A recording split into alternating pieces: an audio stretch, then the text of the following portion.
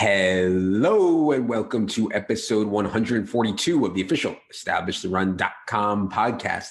My name is Adam Levitan. I'm one of the co-founders here at ETR. As always, joined by fellow co-founder Evan Silva. Today, we will be going team by team through each NFL franchise, Week 13 takeaways, role changes, get set for the season-long playoffs, which are here. Evan, what's going on? What's going on, man? Coming off probably my second best week of the season, definitely my best DFS week. But it was a good sports betting week. I got like some stuff like egregiously wrong though. And we will address those things on this NFC podcast and on the AFC podcast, which is in the subscriber feed. But yeah, it was a really good week, and hopefully we can build some momentum and finish this season strong. Yeah, and this is the time of year that I love. I think, if you guys track your results in DFS, at least it tends to get better, at least for me and for a couple other people that I know closely, gets better towards the end of the year as we have more information, and then there is more information to be had out there as well. Before we get into the show today, wanted to let everyone know that the NBA season starts in just 2 weeks, and we are covering it just as deeply and thoroughly as we cover the NFL. We have free podcasts with Dink, Wiggins, and Gallagher. You can find that by searching Established Run NBA. Also, I'm sure you know we have the NFL YouTube channel up and running with some free content on there. We also have a separate NBA YouTube channel. Be sure to find that and subscribe. And if you have a Fantasy Hoops season-long draft coming up, Draft Kit is out there. Includes Gallagher's top 150, everything you need based on everything we did with Silva's top 150, and all the stuff that Evan did before the year for season-long drafts. Okay, let's get to it with the NFC and the Cardinals. And I'm worried, man. I'm worried about the Cardinals. I'm worried that Cliff Kingsbury is a fake sharp. I'm worried that Kyler isn't running as much because of his shoulder. I'm worried that DeAndre Hopkins' route tree has gotten so predictable. He's rarely open. I'm worried that they play the Giants this week, a really hot, impressive defense. They've lost 3 out of their last 4 games. The only real good game they had was the Hail Murray play. How worried should the people be about Arizona heading into this game against the Giants? Yeah, and Hopkins came out of the last game with a good final box score just because he caught 8 balls and scored a touchdown, but he was held below 60 yards for now the 4th time in his last 5 games. I don't know. I understand the concerns about Cliff Kingsbury potentially being a fake sharp. I still like his offensive scheme, though, for the most part.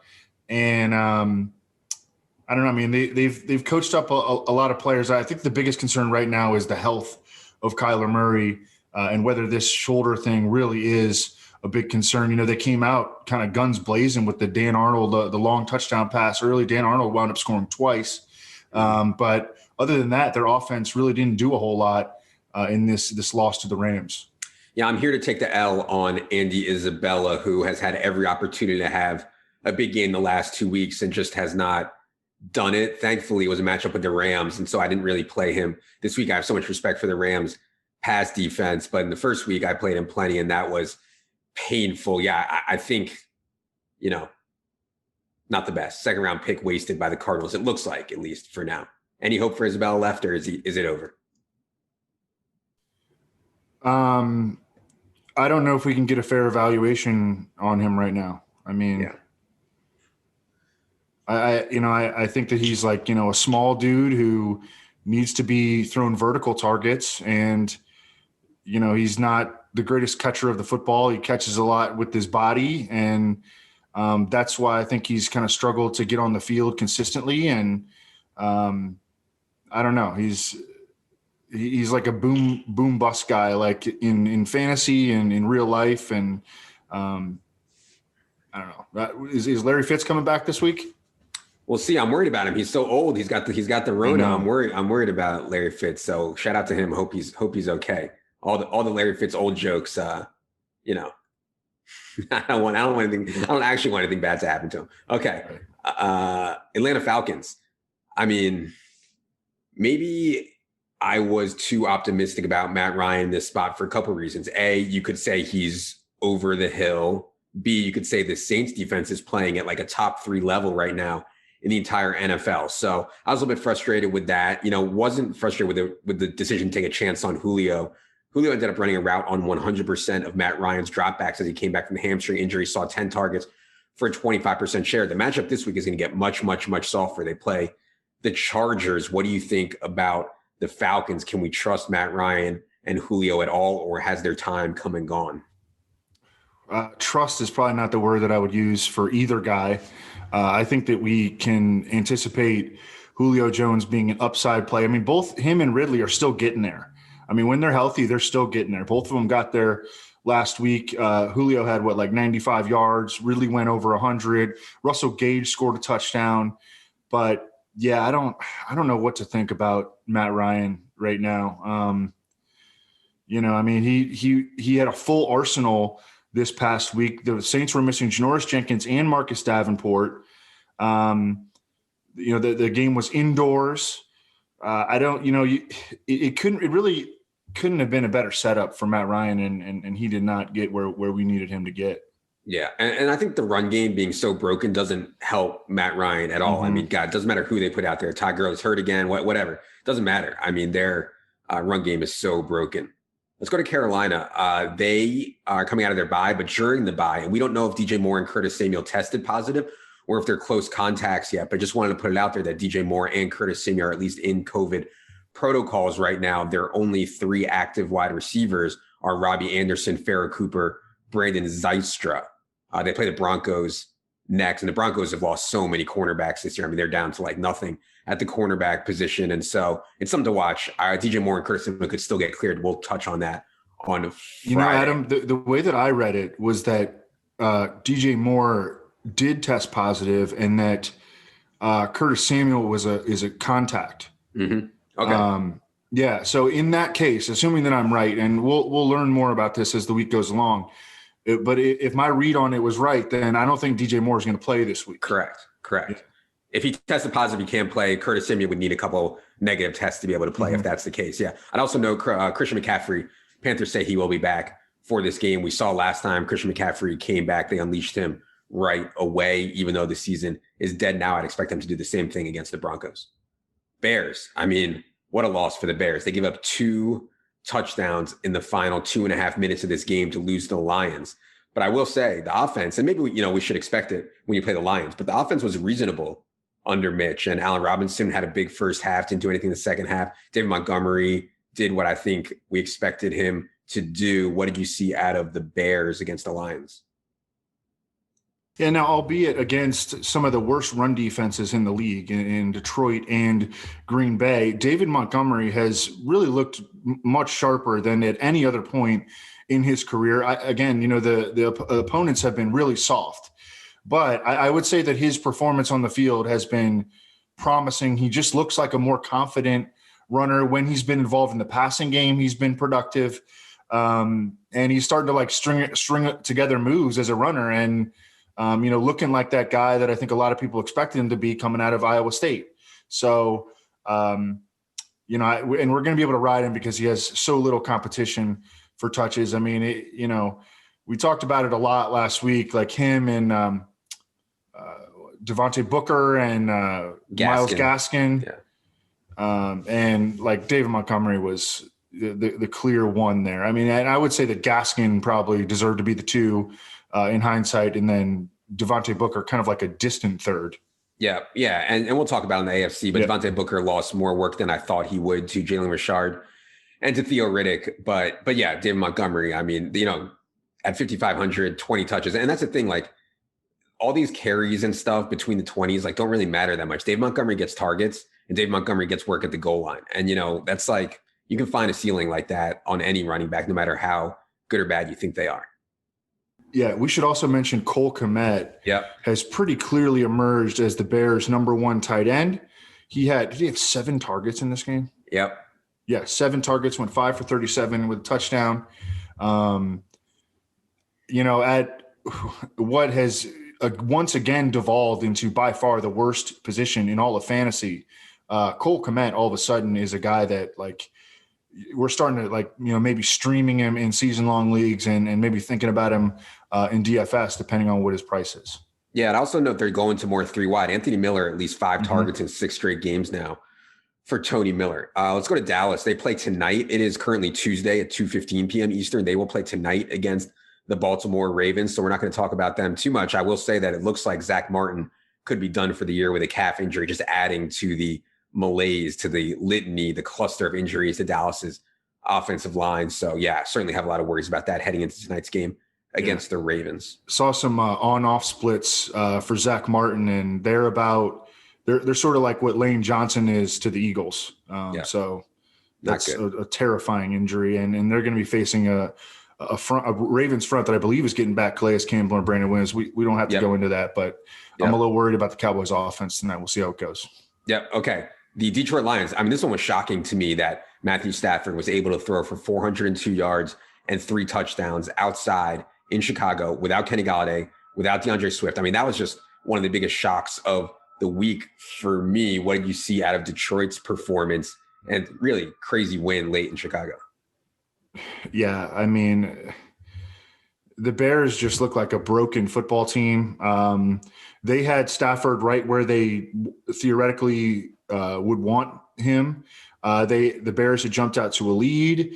They've paid Robert Quinn. They've paid Akeem Hicks. They've paid, Khalil Mack, big contracts. They should have been able to pin their ears back and just go right after Matthew Stafford. But they couldn't get pressure against Matthew Stafford. And now the defense has become a problem. That actually may be good news for us as fantasy players if we're trying to play David Montgomery and, Allen Robinson and maybe Trubisky and Cole Kmet, that maybe down the stretch they'll have they'll run into some higher scoring games, because I think that the concern on this game heading in was that it was going to be a low scoring game, like 19-13. I definitely could have seen that a scenario like that playing out, but it was the complete opposite. Both teams had a pretty good offensive success. But yeah, I mean, Stafford just, no Golladay, no DeAndre Swift, crystal clean pockets. And he, threw for over 400 yards. Pretty incredible. Yeah, really was. Okay, let's go to something that did go as expected. I mean, Green Bay, I don't know what to say. It just went absolutely as expected. Devontae Adams just abuses Darius Slay. Aaron Jones breaks off a 77-yard TD run. I do want to mention that this red zone passing rate stuff on Aaron Rodgers is crazy. They're 4th in the NFL behind only KC, Seattle, and Tampa in red zone throwing rate. And it seems like they're trying to get, or Aaron Rodgers is trying to get the MVP by racking up touchdowns, whereas Aaron Jones used to be the man down there. They're throwing so often in the red zone now. They get the Lions next, and they'll be able to do whatever they want against the Lions here. What do you see out of Green Bay's win over the Eagles? Yeah, that's an interesting point, because they weren't that way last year in terms of red zone passing rate, but they were that way for years under Mike McCarthy. And you probably just, connect the dots, like this is Aaron Rodgers, engineering what's going on in scoring position. And that's good for, him and Devontae Adams and, Big Bob Tonyan. And I mean, even Aaron Jones, there was a point in the season where Aaron Jones was leading the NFL in end zone targets. Mm-hmm. or in targets inside the 10-yard line. But yeah, I think that we should I don't know. We're going to have to make Aaron Rodgers, Devontae Adams lineups every single week from here on out. I mean, we should have been doing that already. Yeah. I mean, that was the chalk stack this week. I mean, Aaron Rodgers was like 16% owned, and Devontae Adams was up around 30% owned. So people were certainly on it, and they'll be on it once again against Detroit this week upcoming. Aaron Jones, though, is going to look good, man. I mean, he's so good. And I know he's sharing with Jamal Williams, but the efficiency against Detroit is going to look so good that I'm quite confident that when our projections come out on Wednesday night, that Aaron Jones is going to project really well, despite the red zone stuff leaning towards Rodgers. Okay. Rams. I thought one of the quiet but interesting injuries of the week is Darrell Henderson's knee injury. Allowed Cam Akers to set season high in snaps, in carries inside the 10-yard line, as Daigle noted. And then Malcolm Brown, even though Darrell Henderson went down, Malcolm Brown only played 16% of the snaps. So not the greatest spot, this Rams-Patriots game on a short week, Thursday night. But I am excited to see more of Cam Akers. What did you see out of the Rams game? Yeah, I mean, that's the biggest storyline to come out of the game. And Cam Akers, I mean, he got this opportunity and he ran with it. He still only has 4 targets on the entire season. And that's, frustrating. But I mean, I think that I think he separated himself at this point, and it wasn't something that, I know Darrell Henderson got banged up, but it wasn't something that was easy to see coming, because the previous week, Cam Akers played the fewest snaps in the backfield. He did break off a big run, but we've seen him do that before, and then things didn't change. But this past week, things changed. Malcolm Brown barely played, and he was the leader in snaps in the previous game. So I think that they're gonna roll with Cam Akers on Thursday night against the Patriots. He's going to be their lead back. I would love to see him get more involved in the passing game, because he's just been non-existent there so far. Yeah, and I'd have to look closer at this, but I saw Van Jefferson out there more than I wanted to, as someone who played Cooper Kupp last week. And so that's something I'm going to have to look at. But it did seem like Van Jefferson's role was expanding, and we'll be on that for the showdown slate on Thursday. Reynolds had a couple of bad games, and I think they scaled him back because Van Jefferson played more than Reynolds did. So I think that they're giving Van Jefferson more of a shot. I think that Van Jefferson is going to be really interesting on the Thursday night showdown. Yep. Okay. Minnesota. I mean, Minnesota has been like the home of fantasy for the last few weeks. I mean, they're just, Thielen and Jefferson and Dalvin and Cousins and everybody they play is racking up such huge numbers. It happened again. Alexander Mattison gets ruled out with the appendectomy. That was a sign, at least to us, if you watch the Sunday morning show, that it was Dalvin's time to roll. They just couldn't rest him. 32 carries, 9 targets over his last 6 games. Dalvin's now averaging 26.5 carries, 4.5 targets per game. Does get Tampa next. And when we get to Tampa, I do want to talk about the struggles of their defense. But yeah, it was good to see Thielen back. And Justin Jefferson is having an all-time rookie wide receiver season, one for the ages. What did you see out of Minnesota's game? Yeah, over his last 6 now, Dalvin averaging over 30 touches a game. Kirk Cousins has also been playing at a really, really high level. It's so interesting, the coverage of Kirk Cousins. Like, so the Vikings are like trailing early in the game, and I don't know, he had a turnover, and people start barking on Twitter, like talking about his contract and shit, and and then they come back and win the game, and there's no discussion anymore of that, and like there was no like acknowledgement that Kirk Cousins had been playing really well over the previous 5 weeks, and now he's extended it to 6 weeks. And the Vikings offense has been really, really good, even with some speed bumps along the way, with Dalvin getting a little banged up, and Thielen missed the game due to COVID, and Irv Smith has been out multiple weeks, and but their offense has been like humming. They're 5-1 over their last 6, with riding Dalvin and Kirk playing just fabulously. I mean, he's been really, really efficient for a month and a half. It's going to be a really interesting matchup breakdown between the Vikings and the Buccaneers, because as you mentioned, the Bucs went into their bye. They were not playing very good. They were still playing really good run defense, but they started to like show a lot of spring a lot of leaks in their pass defense. And that'll be a big theme, I think, of the week in all forms of fantasy, and something we'll be talking about a lot on Friday. The total's pretty high. I don't think it's high enough. I bet the over at 52.5 last night, but I don't know. This can be a really interesting game, I think. Yeah, for sure. And the evaluation on Dalvin, obviously, if you have Dalvin in season long, you're playing him and you have high expectations. In DFS, he's priced extremely high, higher than Derrick Henry, who we'll get to in the next spot. Derrick Henry gets the Jaguars, obviously. New Orleans Saints.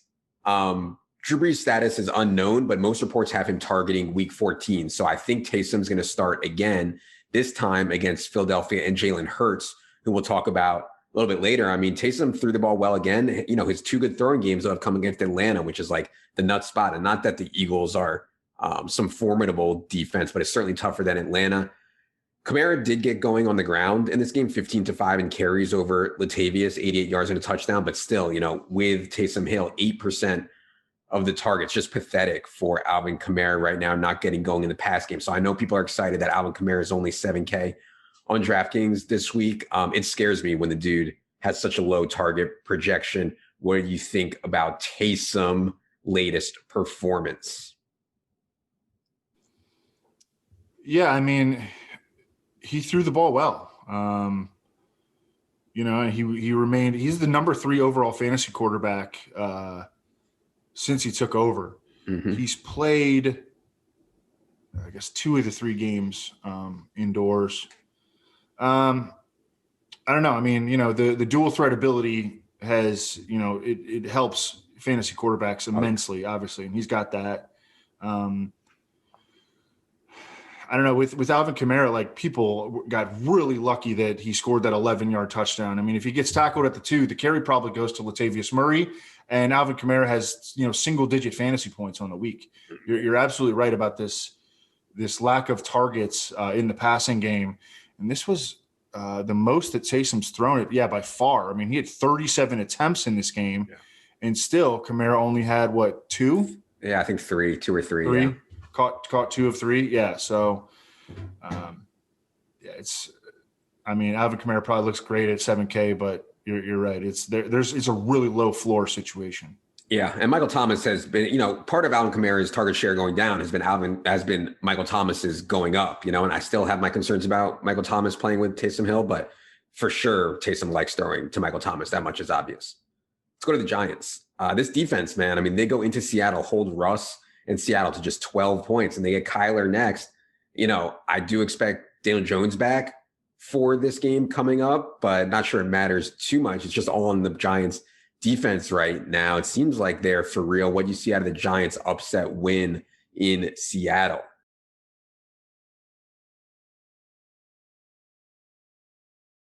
Yeah, we had our second favorite beat writer, Jordan Renan, telling us that, hey, we're overrating the Giants defense, and then all of a sudden his article immediately after the game, got to show some respect to the Giants defense, so that was a big win for us. No, but Jordan does an awesome job, and we certainly appreciate, everything. He's been right about Gallman. He's been telling us, you guys are too low on Gallman. There's a too low on Gallman, and he's been right. So, but yeah, I mean, now the Giants are allowing on the season, I guess the 22.1 points per game.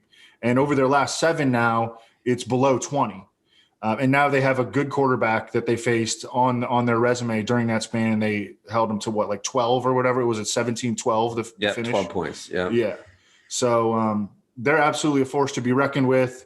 I think this Patrick Graham dude, their defensive coordinator, I think he might be a head coach in the making. And I mean, it's going to be a concerning matchup for Kyler. Yep. Okay, let's get to the big story of the week in both NFL and I guess in fantasy too.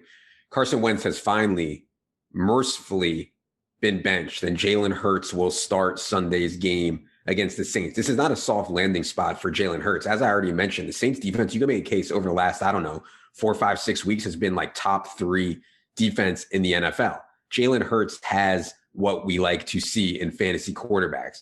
Threw for 3,851 yards last year at Oklahoma, ran for almost 1,300 yards, totaled 52 TDs. Now, I know it's Oklahoma. Everybody puts up numbers for Oklahoma. I know it's the Big 12. Everybody puts up numbers in the Big 12. But you don't see this kind of rushing ability. And, I mean, maybe you can comment better on how good he is as a thrower. Eagles thought enough of him to take him in the second round in the draft. Why don't you give the people a little bit of a Oklahoma adjusted scouting report on Jalen Hurts and how you think he will fare against the Saints on Sunday? Well, the first time that I ever saw Jalen Hurts play is when I was watching O.J. Howard at Alabama. Yeah. And Jalen Hurts was at Alabama then. He wound up losing the job, to Tua. But Jalen Hurts was he was terrible. He was legit awful. Like, they would just scheme everything pitches and dump offs. And I mean, they knew that he just couldn't throw. He certainly became a much better thrower at Oklahoma, but that was still the knock on him. And the reason that he went in the second round. I mean, he's a very good athlete, as you mentioned, just elite dual threat production, albeit in the Big 12 and in an offense where, the quarterback is very rarely pressured and they've got all kinds of talent around him. So I don't know. I mean, I think that at first glance, he looked pretty good. He made a big time throw down the left sideline. I can't remember who. Yeah. Who it was Jalen Rieger. It was down to was Rieger. Was it Rieger? Yeah. Is it Rager or Rieger? Good question. I'll get our pronunciation team on that ASAP. Okay. Because I know we've been getting some tweets about that. So, but yeah, it hurts. I don't know. It's going to be interesting. I think he's going to struggle though. The Saints, again, they played very well, even without Davenport and Janoris Jenkins last week. I think both those guys are probably going to be back. At least one should be back. So it's going to be a let me really ask you tough this. spot. Who do you think is the better thrower right now, Hurts or Taysom? Probably Taysom. I don't know though, man. I don't know. I think that like Jalen Hurts is just a really interesting prospect right now, and it's going to be tough to say. I mean, if people in the league were confident about his throwing ability, he would have been a first round pick. You know, but he went in the second round. Yeah, for sure. Historically, if you go back and look at like second round quarterbacks, it's very, very low hit rate. I mean, very low hit rate. Yeah, I mean, for fantasy, you can raise your floor so much, and I would be shocked. I mean, shocked if Jalen Hurts ran for less than 40 yards in this game.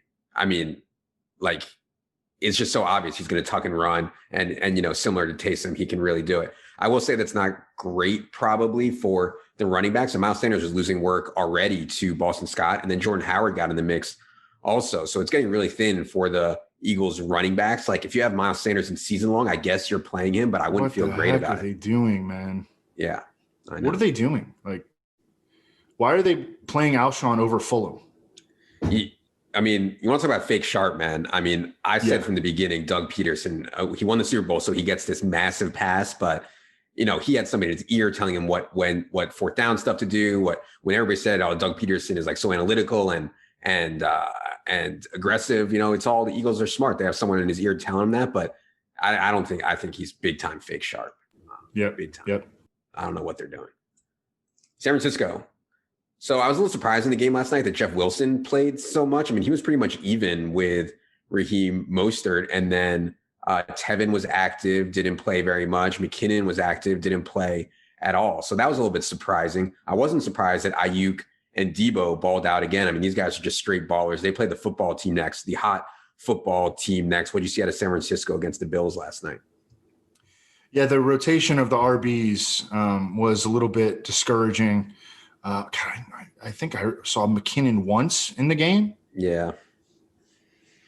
Yeah, he didn't even touch the ball. I'm just looking at the box score right now. Yeah.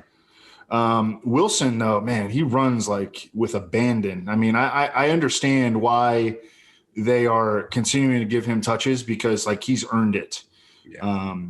And Mostert is clearly like their most dynamic back. So I think those guys are going to continue to play.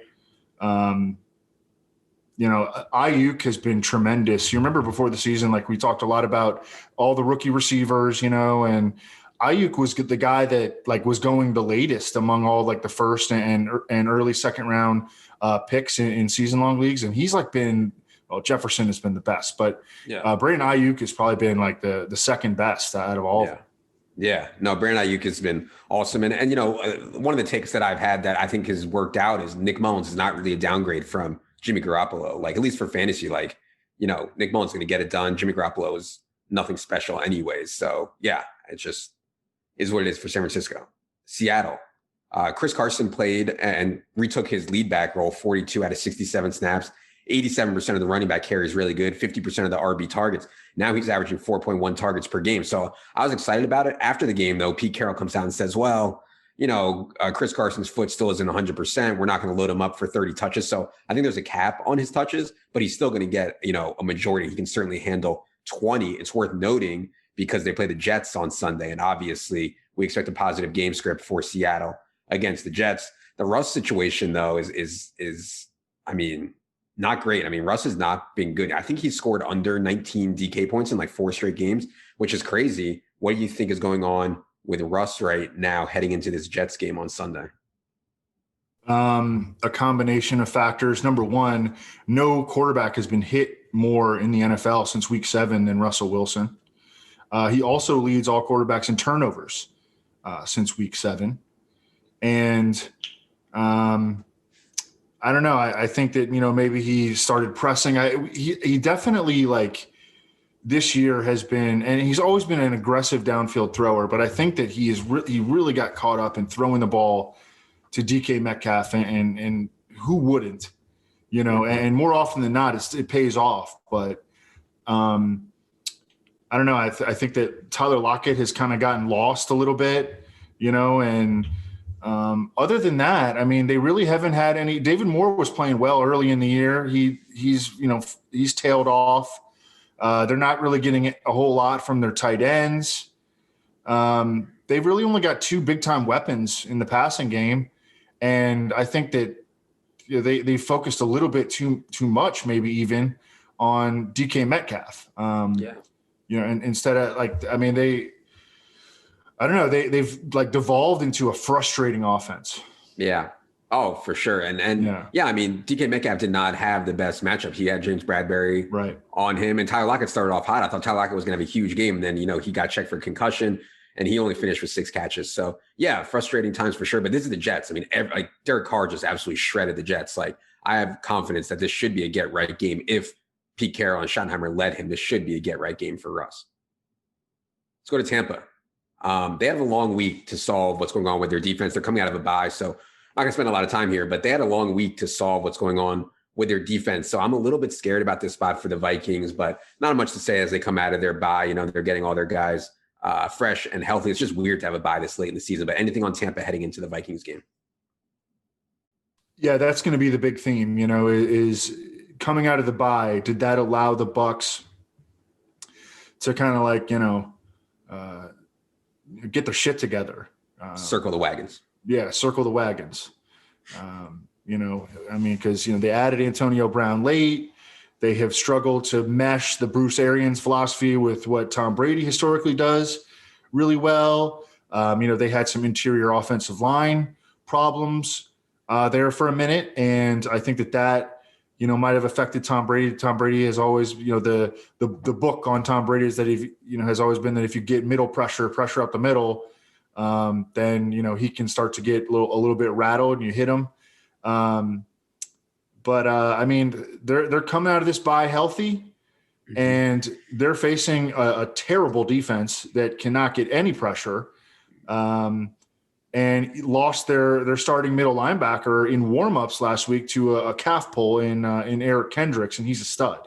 Mm-hmm. So I don't know. I think I'm going to be betting on Brady and everybody to have a big week 14 coming off the bye.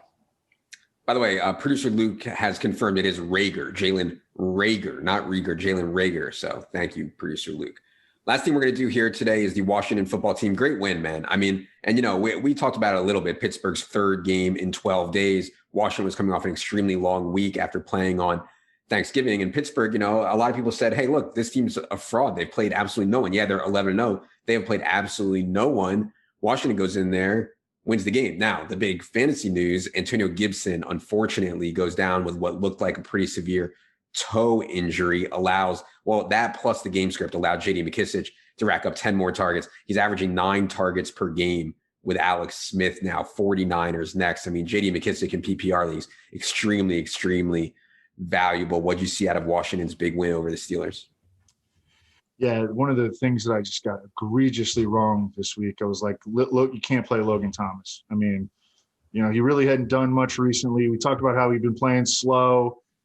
Tight ends have done nothing against the Steelers, and he was just – he played fast in this game.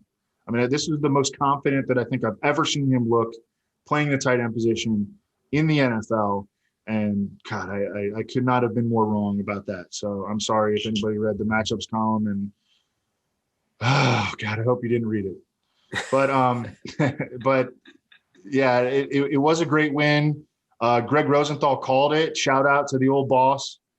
And I don't know, a good number of people, I think, were kind of on the Washington side. The number kept moving toward Pittsburgh. It got down to 6, and I was like, man, I got to bet it. Like, I just have to bet it at this point. But I lost money, obviously, but I was glad that Rosenthal got that call. That was pretty nice. Yeah, for sure. And just from a spot standpoint, 3 games in 12 games, 3 games in 12 days is really hard for any football team. So I'm not here to completely kill the Steelers. But I mean, Washington football team, even without McLaurin doing it, and good game. Okay, that's going to do it for this NFC team by team podcast. Be sure to check out our free NBA podcast, our free NBA YouTube channel, and the draft kit if you're interested in that. For producer Luke, for Evan, I am Adam. Good luck, everybody.